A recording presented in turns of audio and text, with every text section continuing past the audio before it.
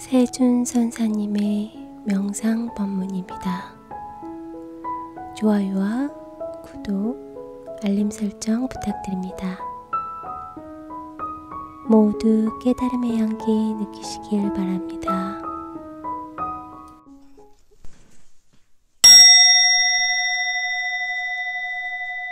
스님, 저는 작금의 사회 풍토에 대해서 여쭤보고 싶습니다.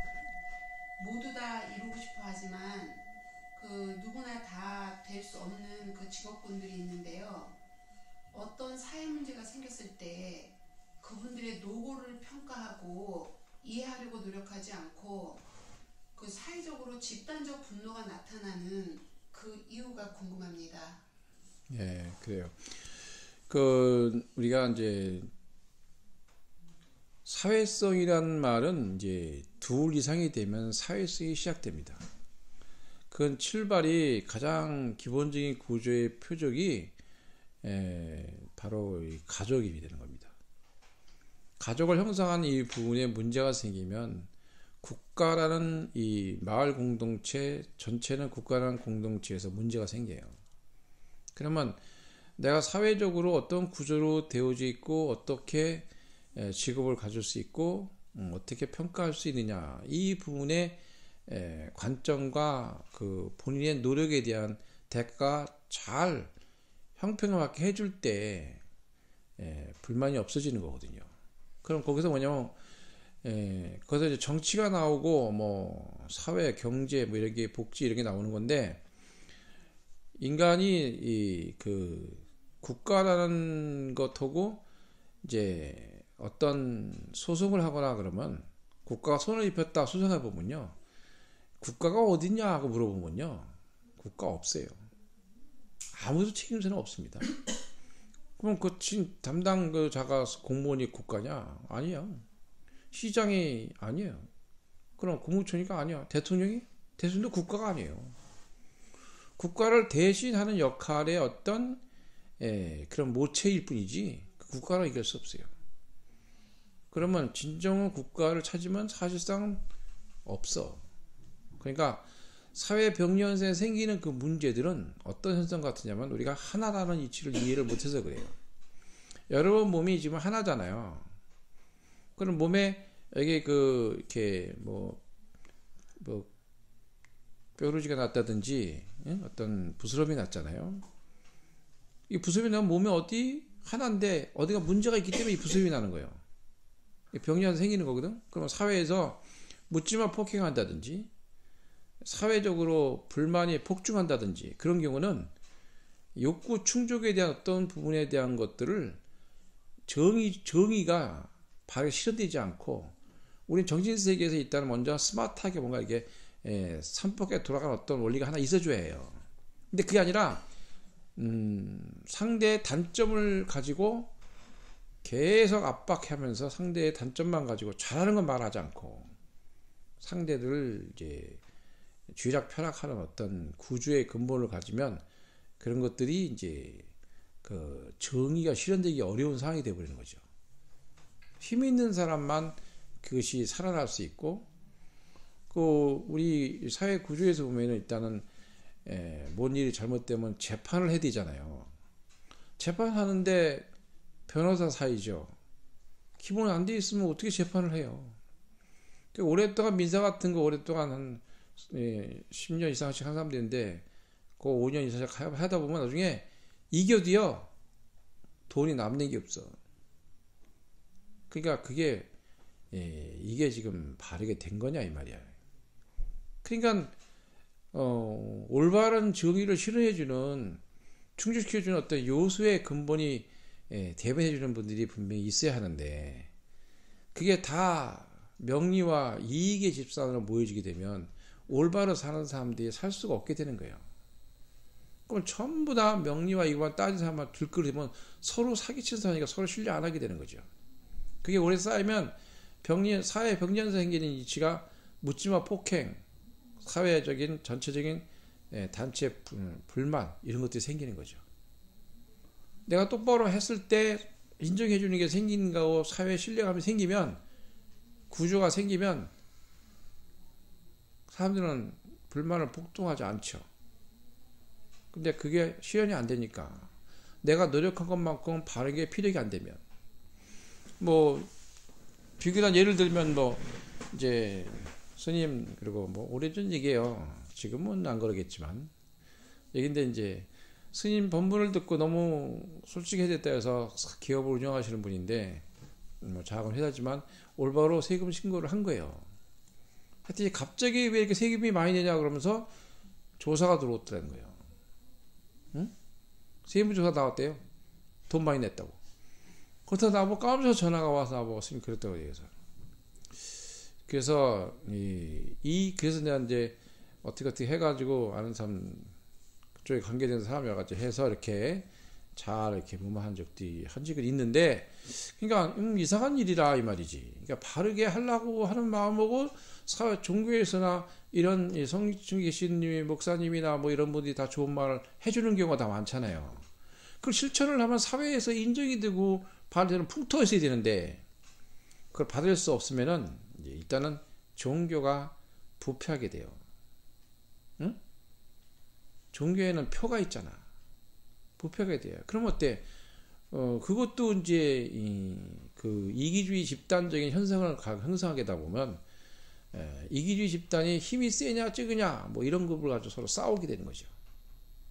그러다 보면 내가 거기 소속이 안 되면 바보가 되니까 서로 좋은 데 들어가려고 하고 그리고 다르게 사람들을 활용하는 이런 부분을 너무 많이 갖기 때문에 이제 그것이 이 사회 병연상으로 불만이 폭주게 되는 원인이 있죠.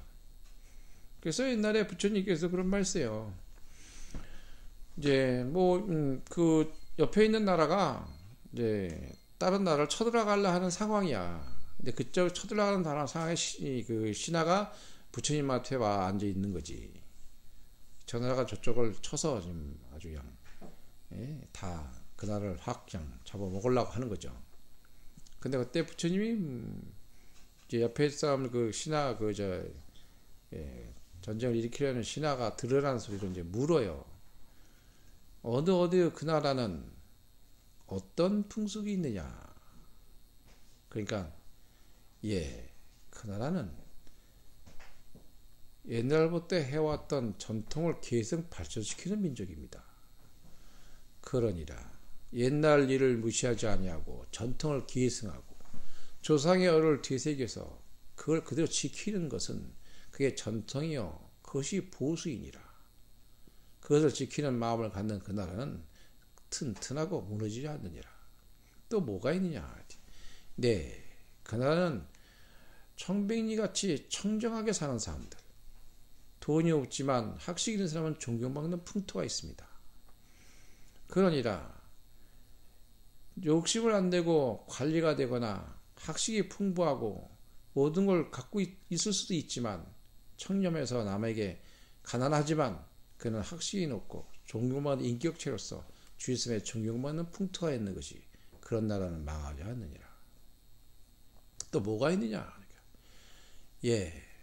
그들은 항상 수행자나 도를 닦는 사람들한테 항상 물음을 청하고 귀하게 청하여 초청하여 법을 듣습니다. 그러니라 사회 풍토가 선지식한테 좋은 말을 들으려고 하고 진리를 참고하려는 마음을 갖는 자들은 그 나라는 망하지 않느니라. 그러면서 그 얘기하니까 이제 옆에 있던 그 처절한 신하가 그 나라가 큰일 나겠네 저런 나라 뭐 이렇게 해서 전쟁을 막은 얘기가 있어요. 그러니까 우리가 사회 풍토의 현상은 어떤 것이 있느냐 보야. 그러면 우리가 대학 교수를 뽑는데 정상적으로 뽑느냐, 그 다음에 공무원 관리를 모집할 때 어떻게 뽑느냐, 그 다음에 시장을 보호자하는 고문단을 모집할 때 자문을 구하는 게 중요한 건데 주변에 누가 있고 어떻게 뽑느냐, 그 다음에 시나 국가는 세금을 걷는데 그것이 세금이 국민에게 나가는 것이 아닌가. 그럼 그 세금을 어떻게 쓰느냐, 그 나라의 평판에 남아있다. 여러분들이 갖고 있는 세금들은 돈을 내면 우리 도로 되돌리는 거거든요. 다시 돌려주는 거야. 여러분 그 증여세라는 게 있는데 그 증여세 굉장히 좋은 겁니다. 미국서 옛날에 한번 자본주의 돈을 많이 버는 그런 사람들이 왜 내가 알토란같이 버는 돈을 자식에게 주는데 내 걸 내가 주는데 왜 내가 국가에서 60% 이상 뺏어가느냐 50% 이상 다 반 이상을 다 응? 그러니까 이제 저 세금으로 다 뺏어가는 거 자식한테 재산을 물려주면 그거는 그 불법이다 그는 너무 과한 법이다 이거는. 그래서 그 법을 없애야 한다 하고 재정 신청을 낸 거야. 그때 나타난 사람들이 빌 게이츠, 워렌 버핏. 그러면서 자기 재산을 전 재산을 다 그때 국가에다 헌납을 하고 재단을 만들어서 그거 가지고 장학금을 주고 뭐 좋은 일을 많이 해요.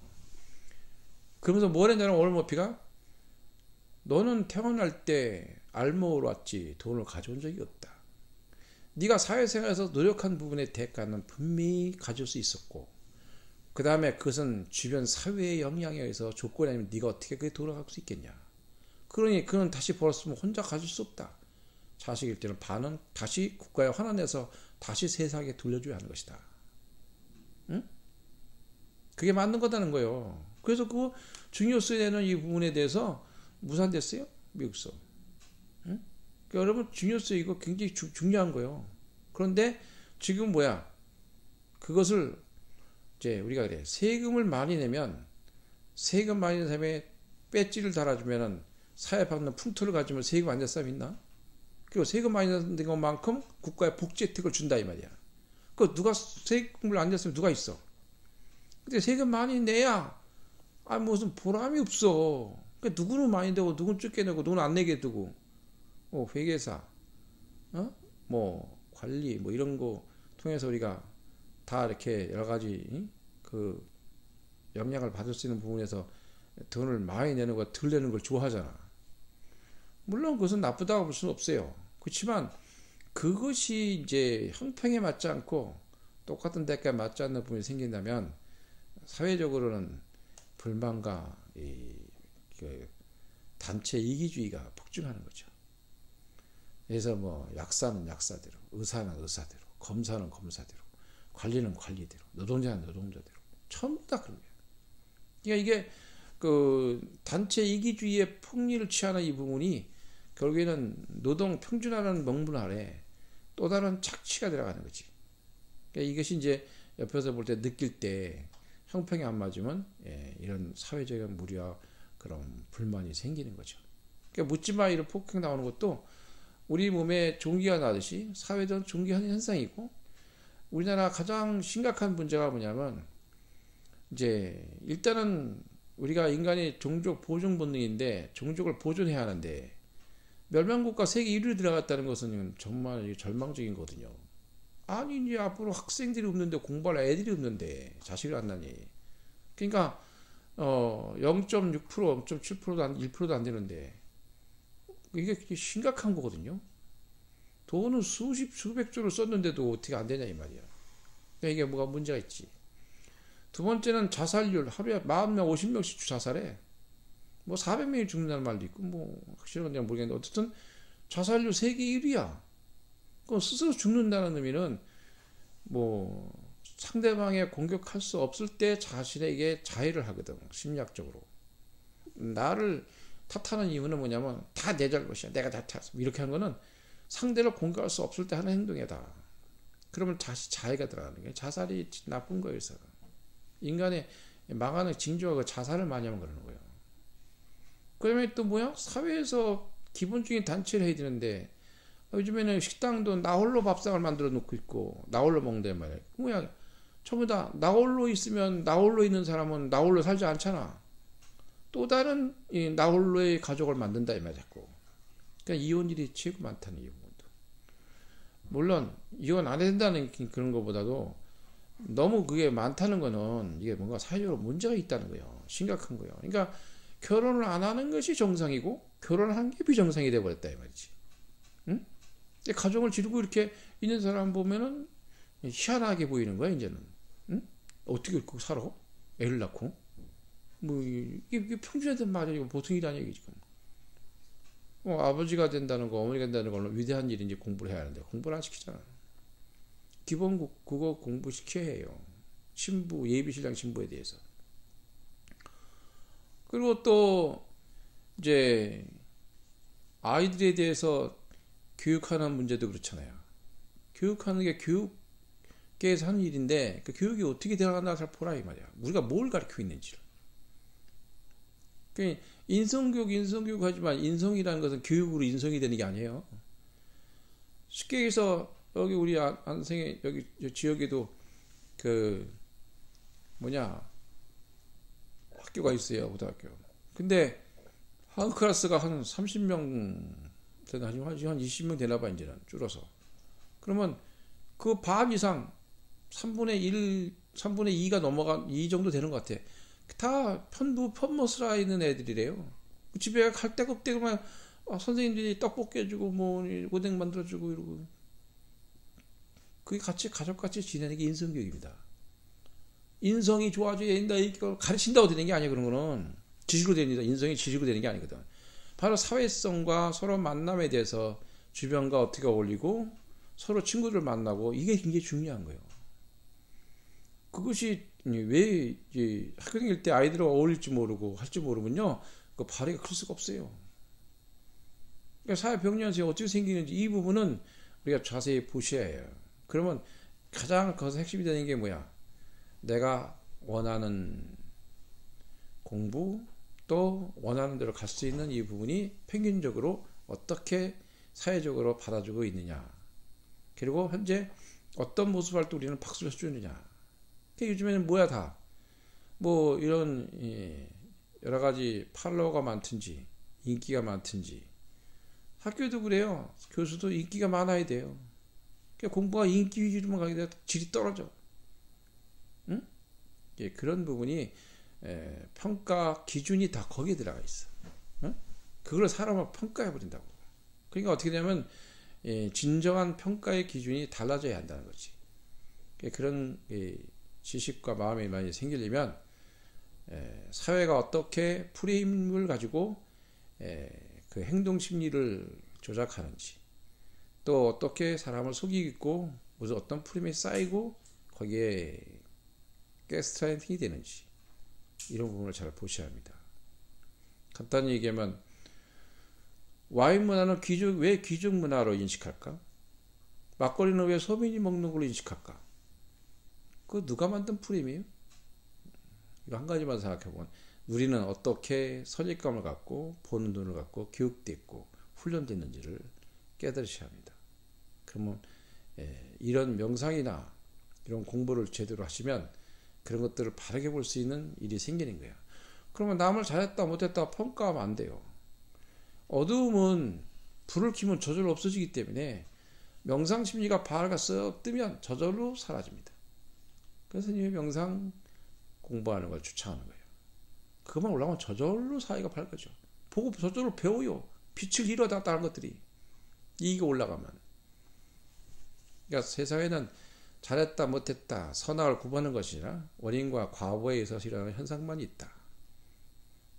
그래서 사회에 폭주하는 불만 이런 것들도 하나하나의 개인이 쌓여서 그것이 문제가 되는 경우는 어느 한 부분으로 드러나는 현상이다. 그게 다 바라는 마음대로 안 되기 때문에 그런 거잖아요. 그런 현상이 사회적으로 단체, 전체 우리의 책임으로 보셔야 합니다. 그냥 하나야 다 알고.